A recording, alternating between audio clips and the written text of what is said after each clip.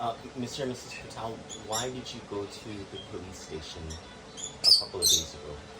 We went to the police station early on in the week because we had filed an assault complaint against an individual that assaulted me and my husband. Right after the assault, we went straight to the station. And this was earlier in the week? Early on in the week. Okay, and then you went back? We went back 2 days later to follow up if they found the person that assaulted John and I, and they said they were still looking. Okay. Your understanding that this person filed a complaint after you filed a complaint against this person? That is correct. Okay. And so when you went to the police station 2 days ago, what happened? We went in there to, again, check because we had given them the address where to find this individual. And my husband proceeded to go into the station first. I waited in the car. About 15 minutes later, an officer came out. I recognized his name and his badge, his Officer Panini. And he said, you need to get down and come into the station. What kind of tone of voice did he have at that time? A very authoritative voice. Okay. And then I proceeded to go into the station. And he said, you need to come over here, because I stood and I didn't know where to go. So he proceeded to point out to go into the room. And I said, where's my husband? He just said, just come in the room. And I looked in the room and my husband wasn't there. And I said, why is my husband not in here? He already walked in to inquire about our case. He goes, have a seat. Again, his demeanor tone. And of course, I sat down, and he proceeded to say to me, I said, I'm here. First off, I'm here to find out whether you guys got the person that assaulted me and my husband. And I still asked him again, my husband, is he going to be present? Is he coming in here? So don't worry about your husband. Your husband is in the holding cell. I said, why? Why is my husband in the holding cell? Because I'm putting him under arrest and I'm putting you under arrest. I said, for what? For what reason are you putting us under arrest? And he said, for assault. And then he had a piece of paper in his hand and he put it on the table. He said, sign this. And I said, what is that? He goes, you need to sign this paper. I said, I don't have my glasses. I don't know what that is. I did, in fact, pick it up, but I still couldn't read it. He said, you just need to sign the paper. I said, I refuse to sign the paper. I don't know what I'm signing, and I can't see the document. Tell me what this paper is. He still refused to tell me what it was. And it kind of escalated in a way where his voice was elevated with me. Was he cussing? He didn't cuss at this point yet. And I said, you're putting me under arrest for what? I don't understand. And then he finally got up, walked to the door, and he punched the door while I was still in the room and the door was closed. And he punched the door because it was evident that he was upset that I refused to sign the paper. And when he punched the door, he said, who the fuck do you think you are? Who the fuck do you think you are? And he punched it again and he proceeded to come back to the table. And at this time already, I'm really terrified and scared because his demeanor, his behavior, punching the door. Did he have a gun on him? He had his holster. He had everything on him, what police normally carry. And I was already trembling, and I was very scared at this point because, in my opinion, in that moment, he's a police officer. He just went on a rage and punched the door. He came back again and he said, I'm telling you, you need to sign this paper. And I became more stern with a sterner voice. I said, I refuse to sign that paper. And he slammed his hand down on the table. He said, you know, I'm arresting you. But I'm asking you, sir, for what? You said earlier that you're arresting me, and you're arresting me for assault.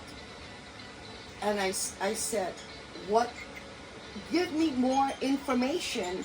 It is regarding the case you filed. That person filed a case against you for assault and your husband. And when he asked again of whether to sign the paper, I said no. He got up off his chair and he went out and punched the wall at this time, and he said, "Who the fuck do you think you are?" And the door was open, and he proceeded to say he punched it real hard. He was so angry. And as I looked out to the door as it was open, there was a female officer with glasses. I later found out her name was Officer Mendiola. And I said, ma'am, what's your name?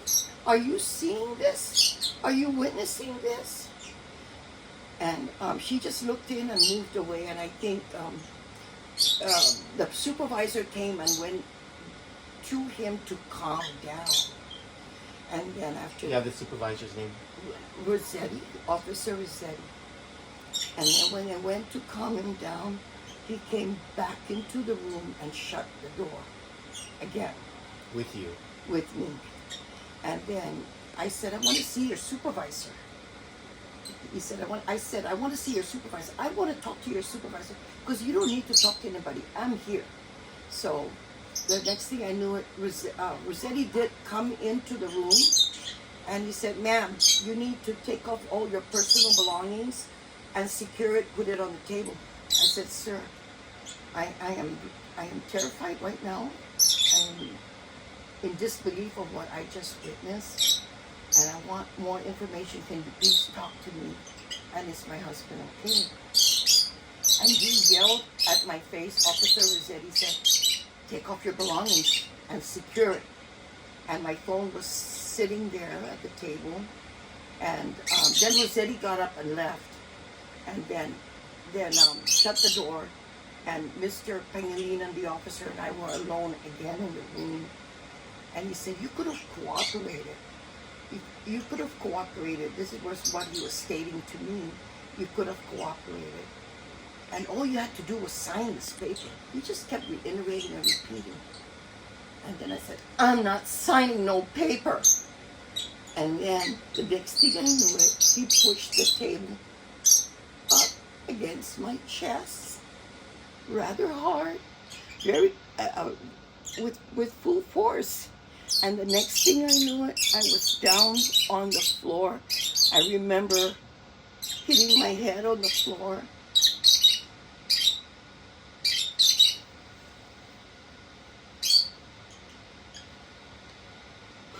And I had a blackout. I couldn't recollect for a while after I hit the floor because I had a seizure. And when you have a seizure, you have a period of it you don't recollect. And when I was regaining consciousness, I started vomiting on the floor. And I kept saying, "I can't breathe. I can't breathe, please, I can't breathe." I held on to my chest and I just continued to vomit. And then what ended up happening was I looked up as I was on the floor and he was standing. Officer Pangilinan. Yes. And all I could see was the bottom portion of the shoes because I was on the floor and crying and vomiting. And I thought in that moment that he was going to kick me. That's what I thought in that moment. And I thought, really, I got so scared. And then he went out the door. I remember he went out the door. And I continued to moan. And I heard somebody go back and talk to my husband. And he said, "What's wrong with your wife?" He came back. It was Officer Pangilinan, and said, "What's wrong with your wife?" And I said, "She's having a seizure." And then he proceeded going back. But I heard all the banging. I heard the profanity that he was yelling at my wife. Were there any other officers who were around while the seizure was happening that you could see or I hear? saw I saw a female officer and another individual who is more muscular built, but I cannot see his name. Do you know of any of them? Did you hear any of them call the medics at this time? At this point? Not yet. They did not call the No. medics at all. They came in the room, and what was so hurtful to me, being on the floor, I'm an elderly woman, and I just had my seizure. I was coming to consciousness and vomiting, and I kept saying, I can't breathe. I can't breathe. All I heard, that there was maybe 3 officers right Snickering. near me, snickering. They were laughing. They were snickering. And I heard them say, oh, she's just pretending. She's just faking it. Even after my husband already told them that my wife I have a seizure problem and she's having a seizure. They were standing above me, snickering. And I was crying and continued to throw up on the floor. I said, please, I'm holding on to my chest. I said, I cannot breathe. I cannot breathe. And then I felt that I was on that floor, I believe, for 20, 25 minutes until I heard say, call the medics. And then the medics eventually came in. I was still on the floor. And they were talking to the officers outside. I could hear. And I just kept crying and vomiting on the floor. And the medics came in and started to ask me questions, taking my vitals. And then they said how was I. And they took my blood pressure. My blood pressure was elevated. And then they said, ma'am, can we sit you down? And at this time, my phone was sitting on the table and my purse. And the 2 medics helped me up off the ground, the floor, and put me on the chair. And they continued to monitor my vitals and my blood pressure. And I was very distraught. I was in disbelief of what happened to me there in that room. Prior to the seizure, and after they told you that they were arresting you, did you tell them that you needed to get your medication Yes. at home or in the car? Yes.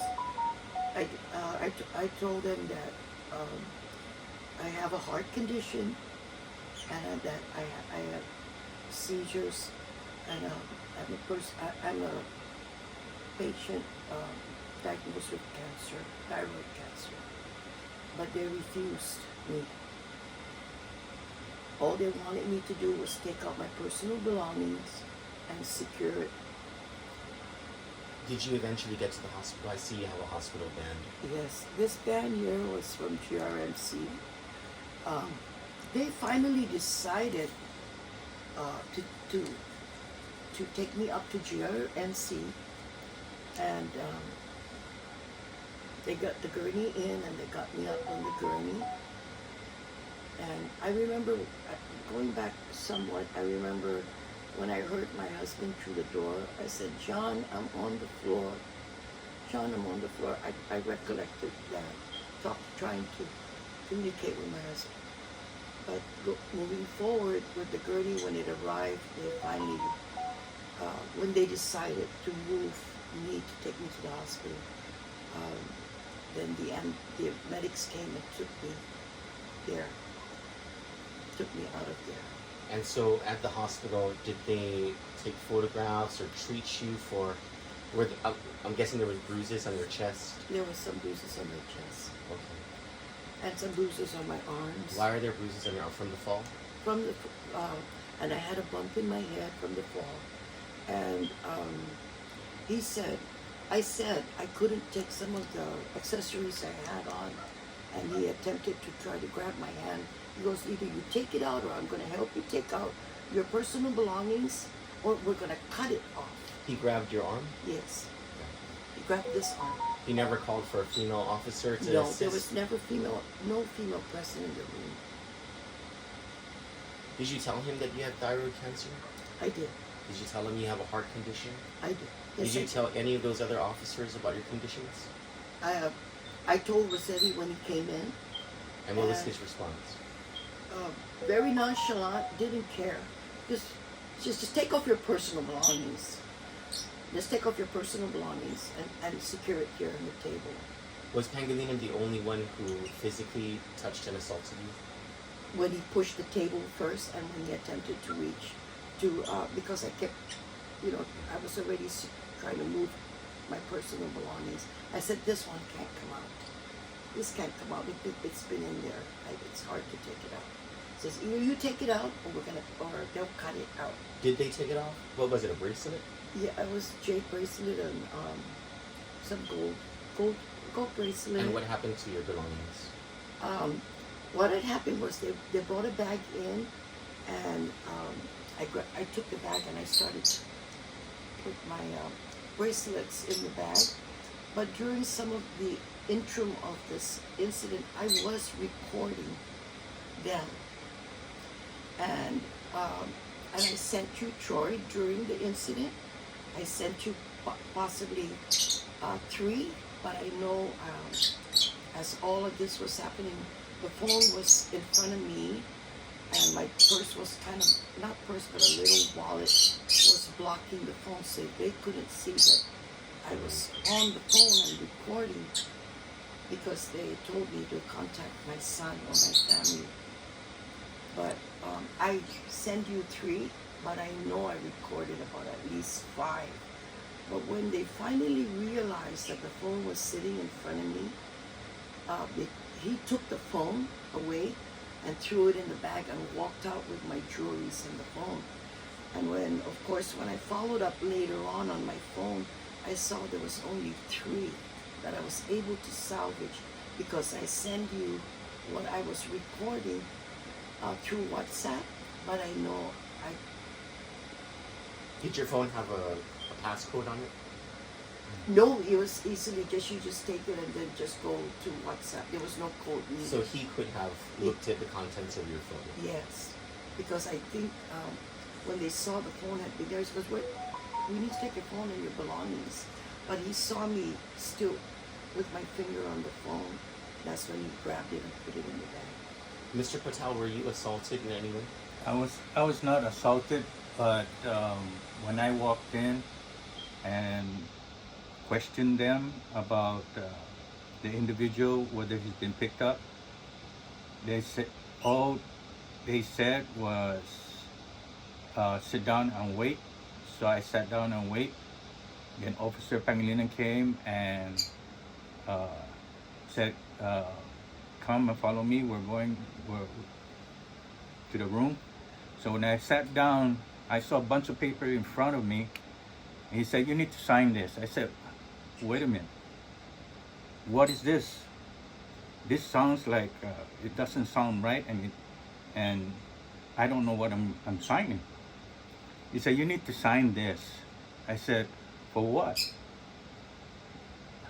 I need to know. You need to tell me what's going on. He said, you need to sign this because there was a complaint against you. It's a complaint. I was the first one that came in and made the complaint. What's all this paperwork? You're not explaining to me what this paperwork is in front of me. He said, you're not going to sign it? I said, before I sign this, I want a lawyer to look at this. When I said the lawyer to look at this, that's where he kind of changed his demeanor against me.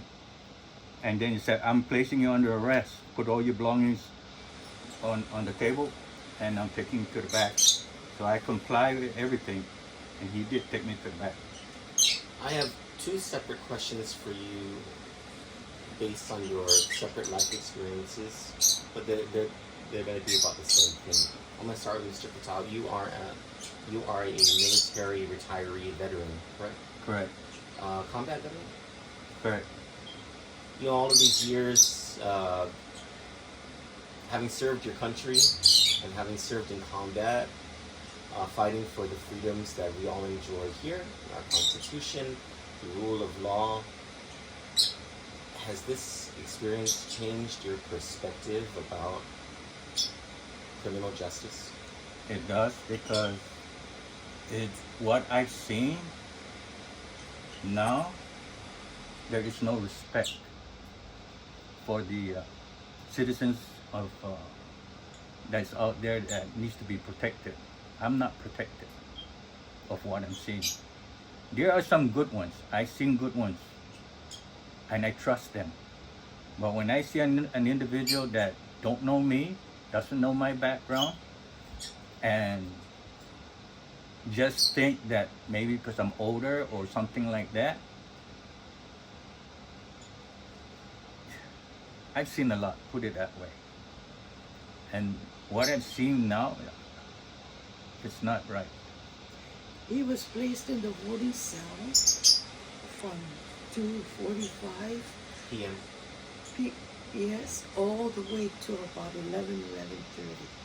He sat there for approximately close. Let me explain something there, Troy, because when Officer Pangilinan took me to the back, before we went to the back, I explained to him I have a back problem. So he knows that I have a back problem because I already warned him about it. So we proceeded to the back, and then my back was aggravating and everything. When he came back, I said,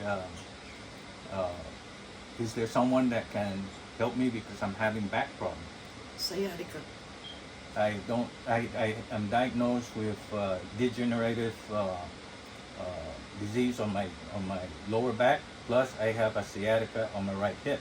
Do these require medication? Yes, it does, and I'm taking it. And then what happened, he said to me, do you need a medic? I said, yes, if it comes down to it. Then he said to me, all the medic's going to do is they're going to check you, but they're not going to give you anything. He told you that? He told me that. So I told him, I said, at least get somebody out there that has over-the-counter meds, because it's not illegal. Like Motrin or Tylenol? Yeah. I asked him to see if he can get somebody to get me some kind of pain meds to relieve my pain. And he just went out. He didn't say I'll check or what. He just walked out. And I'm sitting in there in that cold concrete bench, twisting, turning. I'm standing on the wall, leaning, trying to catch my finding that spot where my pain could be relieved. As every time I stayed in there and moving around, my pain kept on getting aggravated and aggravated, to the point where when we were getting to be taken out of there, I almost collapsed twice because I couldn't stand up. Speak to me in Chamorro, Auntie Vicky, would that be okay? Speak Yes. to me in Chamorro about, well, first of all, this Officer Pangilinan, is he young? Yes. Okay, you are an elderly couple. Yes. Right? You have your ailments. You grew up on this island, the Chamorro culture and custom.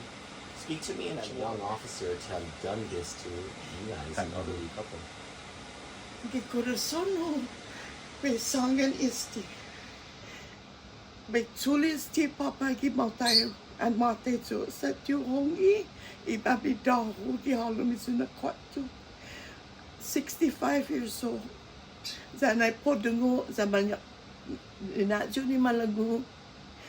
At sa yu, todi pulis wana naman halum za tumutigi if you no I sumoniki la masa kontre I ikostizasu. Tiuhongi na mabido manamet sokyo tegini. Sesuha menaya sa guaho. Walo ki police station. Sa mamanda doughnuts and gimin pasia. Sa uwaga desi sa ginin god dos Set Lu, who says it be some along.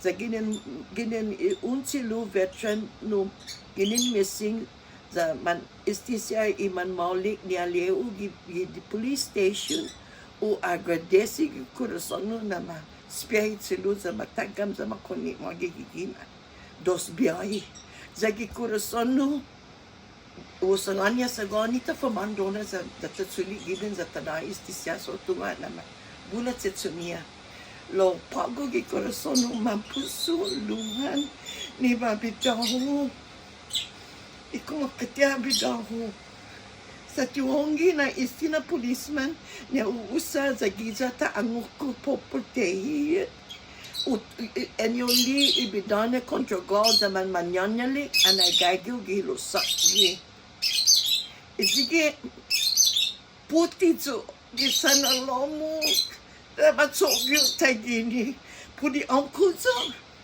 ekwa manapatasa niya sa guaw kalami santati gisel for 9 hours makonyo ulo ki GRMC makonyo ulo ki GRMC sige besangan dos man matu madisgayo no ulo si officer Connor Malik na policeman ufaisin gi anay gagig ulo kong Malik na policeman ganyan hunggan say na umaliko na policeman.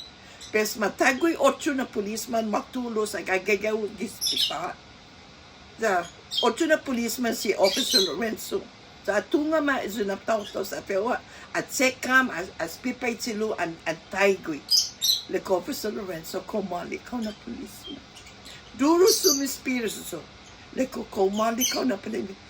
Like hunggan, after yung English yun na hunggan, ma'am, I am a good police officer and I'm sorry they did this to you and Mr. Patao. I know you.